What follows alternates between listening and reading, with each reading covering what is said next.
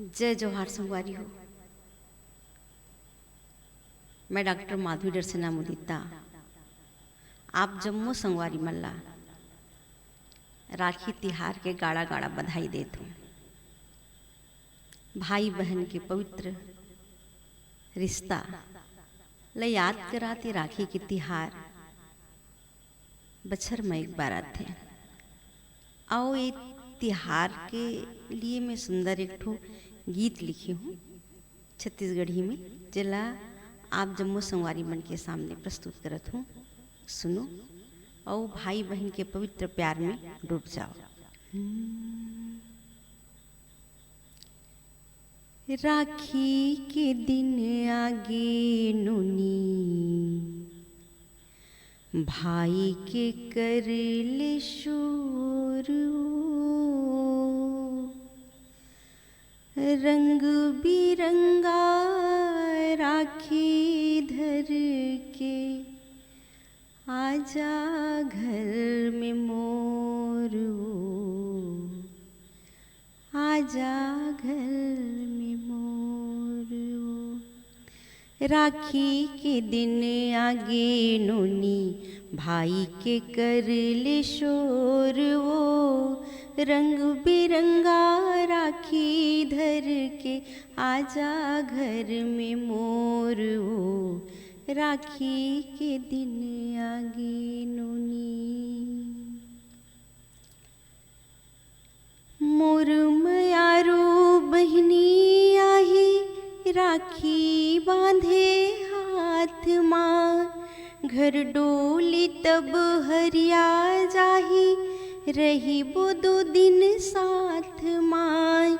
मोर मयारो बहनी आही राखी बांधे हाथ माँ, घर डोली तब हरिया जाही रही वो 2 दिन साथ माँ।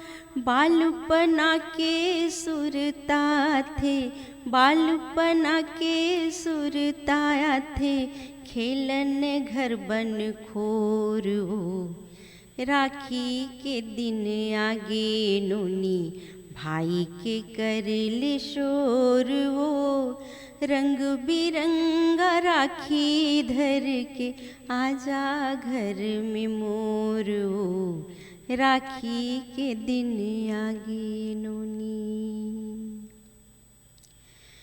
खेल खेल माननपन बीते दुख सुख सही गे संग माँ, मोर दुलौरिन राजकुमारी खुशियाँ बरसे अंग माँ।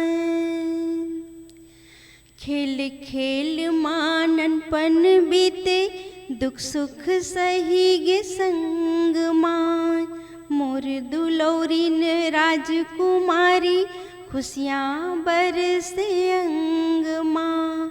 छुट गे मई के अंगना बहिनी, छुट गे मई के अंगना बहिनी, सुरताला में डोर, वो राखी के दिन आगे नोनी भाई के कर ले शोर, वो रंग बिरंगा राखी धर के आजा घर ममोर, वो राखी के दिन आगे नोनी।